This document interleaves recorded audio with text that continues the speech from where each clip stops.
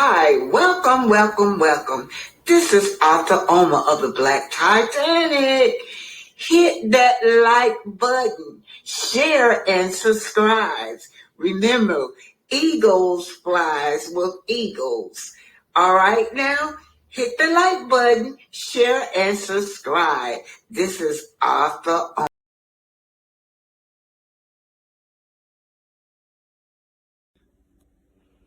This is Black Titanic. Today I'll be talking about old messy Arian. She came live to throw digs at Melody. She looks like she's been crying though. But she's gonna talk about her edges. We all know that she be referring to Melody edges. She think that gets on Melody nerve. Then she gonna say, look at my empty car seat back there.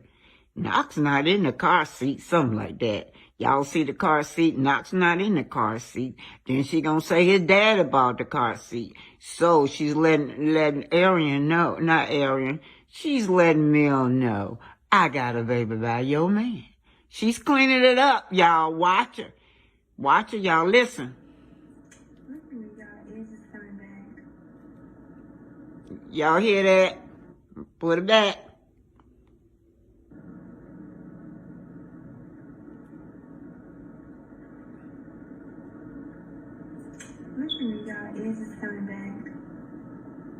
Y'all heard that? She talking to Melody. She's so boring, y'all. Just a little kid.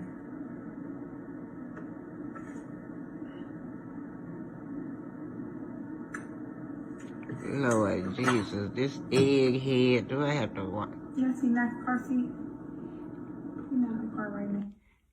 Y'all hear that? Let me take it back. Take it back.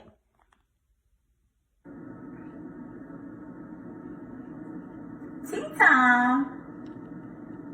She don't know nothing, y'all. Acknowledge you or protect you. Nobody ever regrets me. Let's be clear. Certain people have to say certain things to clean their image, but no area was a freaking hurry. Nobody ever regrets me. Don't let that shit fool y'all. Do y'all get this girl? This is a grown woman in her 30s. I don't even know what fight y'all talking about. That don't even, not even able to comprehend. Just stage the TV. Even my little 4-year-old baby is able to comprehend. She's not able to comprehend what's happening to her in her life. In her head, she got this world going on in her head, how things is. Everybody loves Arian. I'm the cream of the crop. Oh, God. I want y'all to pay attention that Arian is talking about one of my family members. Now, he didn't say anything to Arian. She said, y'all, hey, ain't it the dusty niggas that always want to talk to you? My nephew got a PhD, him and his lady. They both are wealthy. I mean, very wealthy. Girl, he didn't say anything to you. Y'all my witness. This man didn't say anything to Ariel like he want to date her. He didn't try to get her number or nothing. Ariel, his woman is very, very intelligent. Very, very, very. His woman is a boss and so is he. They are a power couple in Huntsville. So let me let y'all hear what she said. Love how you handle all of this. Thank you. Yeah, don't be the dustiest nigga trying to talk to you at the gas station in his white tee. Look at him. Yep, in my white tee. Go back. Watch it, y'all.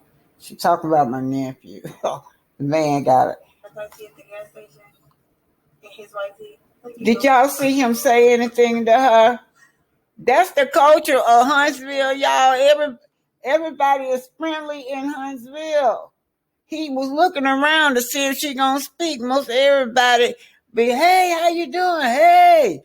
I mean, speaking to each other. She didn't speak and he still smiled. And this man got a PhD. You're a dropout, girl. I'm tired of you. Tired of you dissing people in Huntsville. Love how you handle all of this. Thank you. Yeah, don't be the dustiest nigga trying to talk to you at the gas station in his white tee. Look at him. No, In my white tee. No, Arian, the laugh is on you. This man got a PhD. My nephew got a PhD and his wife. You're the dropout. He went ahead. Here, Martin Luther King talked about affirmative action and reparation, all balled into one with white America. They took our ancestors' land, and immigrants all from Europe, all over, all these immigrants came to America to get this free land that they had stole from our ancestors.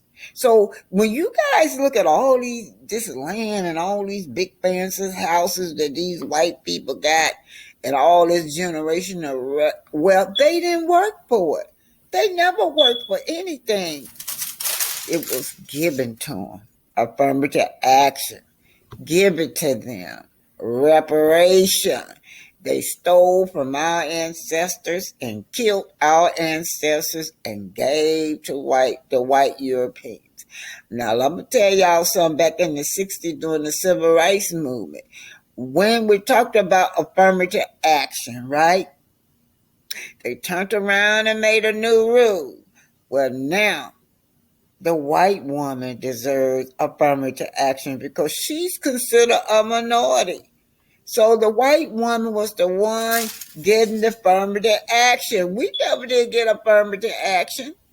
We still had to work. Everything still remained the same, but everything went into the white family household. Why? Because now the white woman is the new minority, and she received all the civil rights bills, any money allocated for us, anything allocated for affirmative action.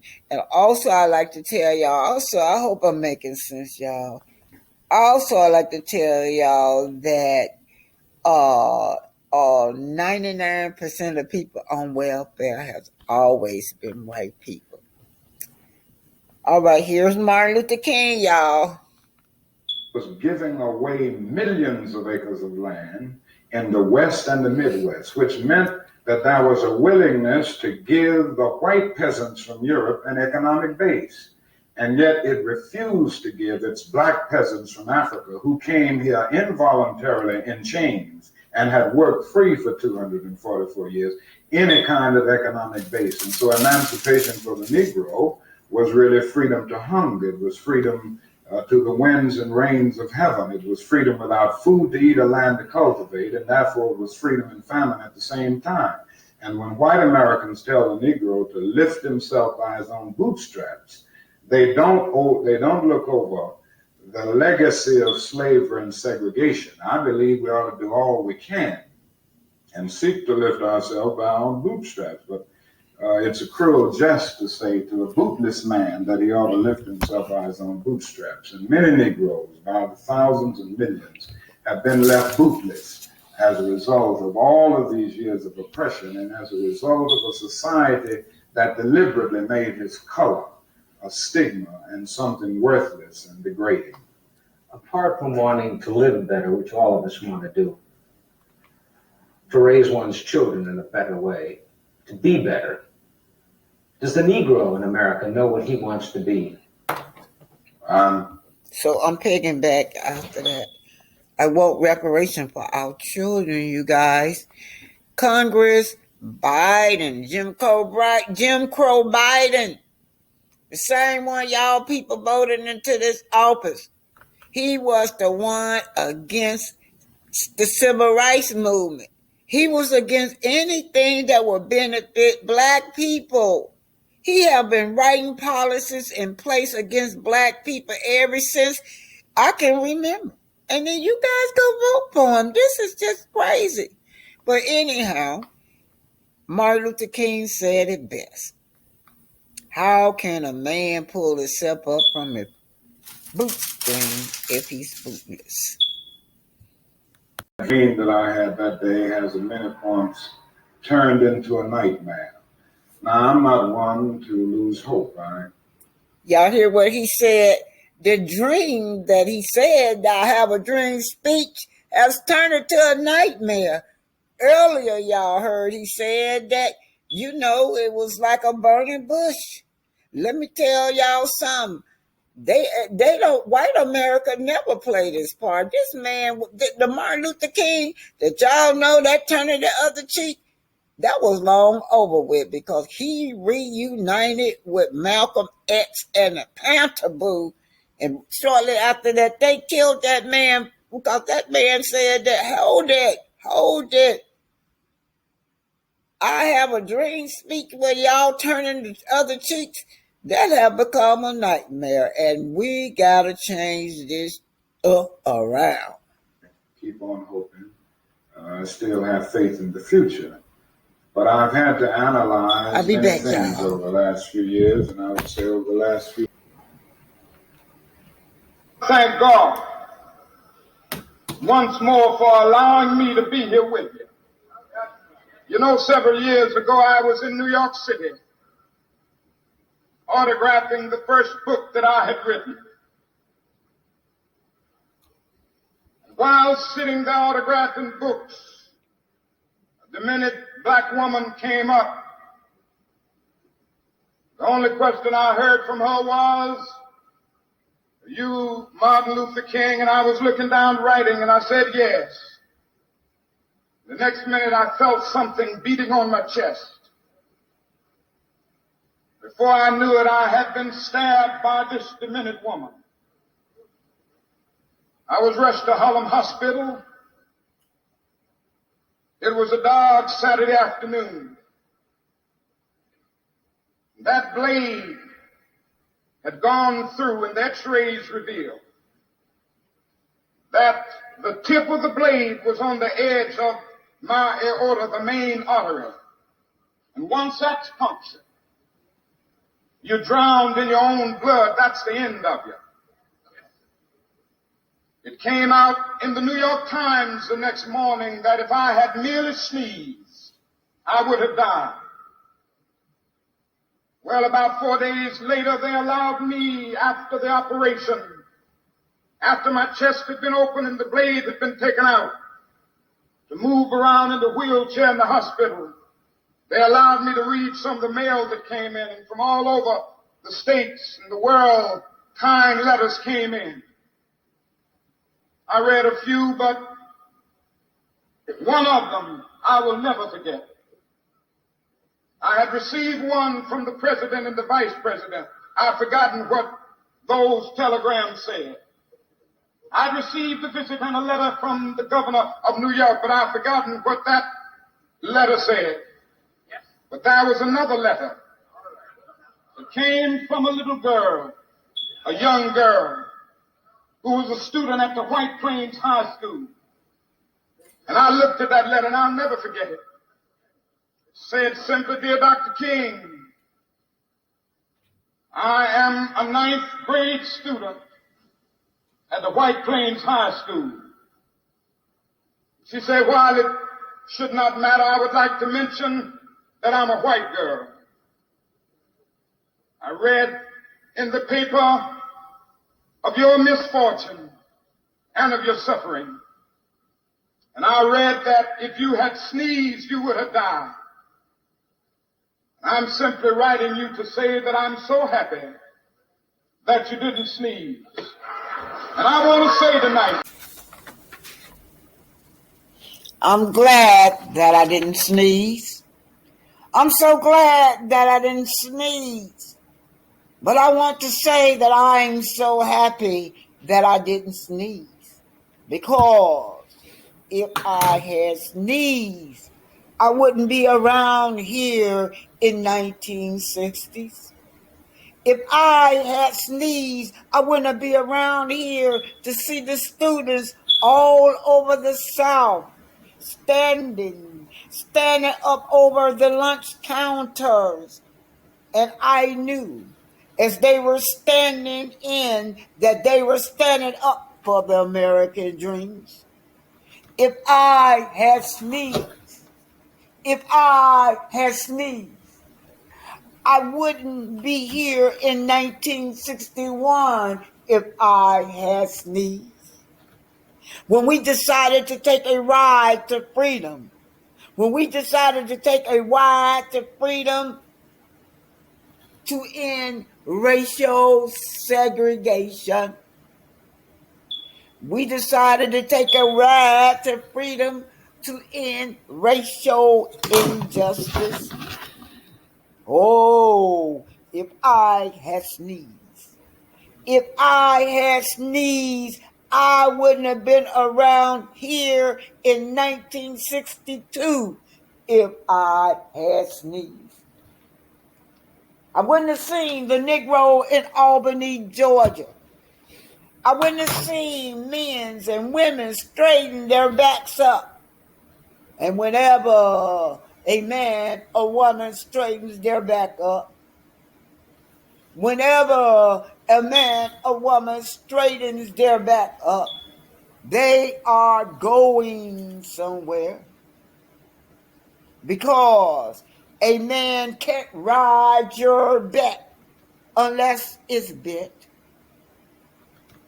They're going somewhere when they straighten up their backs, because a man can't ride your back if it's bent. Oh, if I had sneezed. I'm so glad that I didn't sneeze. I wouldn't be here in 1963 to see and witness black people all the way in South Africa, black people in Europe, black people even in Birmingham. I wouldn't be able to see them raise the consciousness of this nation. Black people and people all over the world raised the consciousness of this nation and brought in the Civil Rights Bill. If I had sneezed, I wouldn't have a chance later on in August. I wouldn't have had a chance and later on in August to tell about this American dream if I had sneezed. If I had sneezed, I wouldn't have been down there in 1964, down there in Selma. I wouldn't be able to see the great movement of our people in Selma in 1963 if I had sneezed.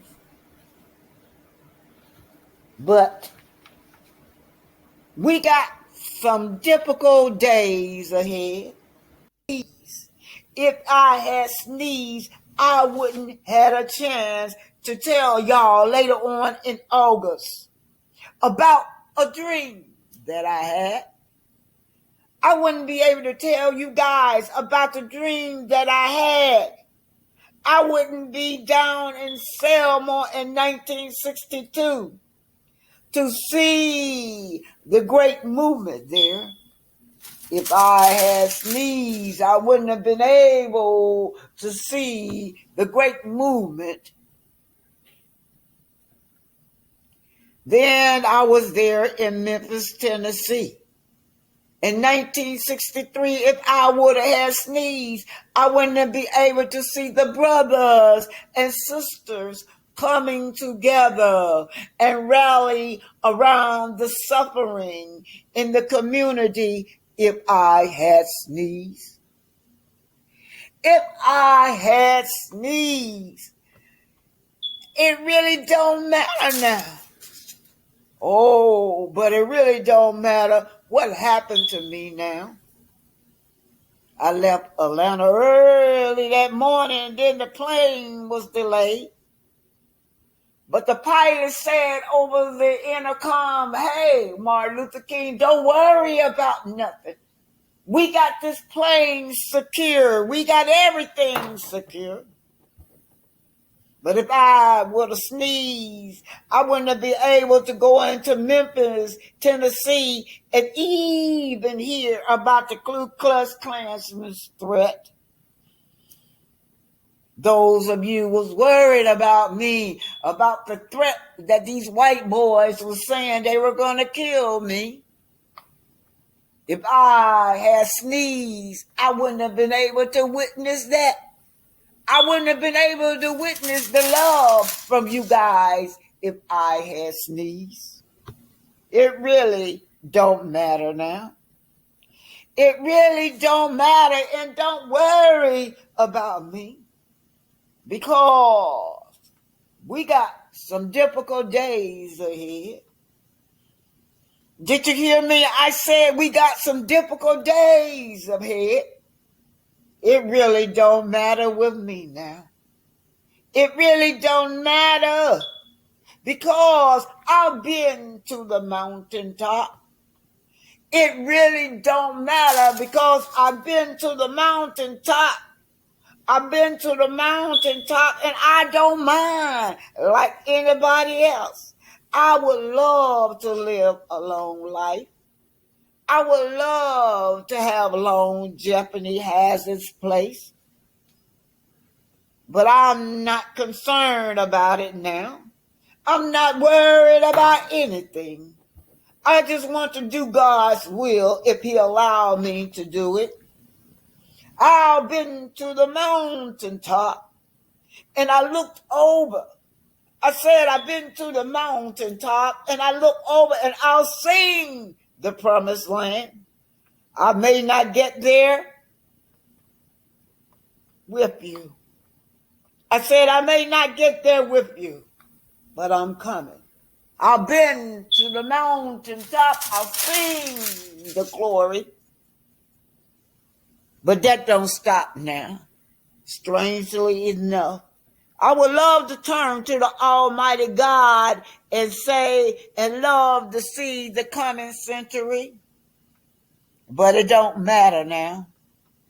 I've been to the mountaintop, and I have a dream. Dr. Martin Luther King.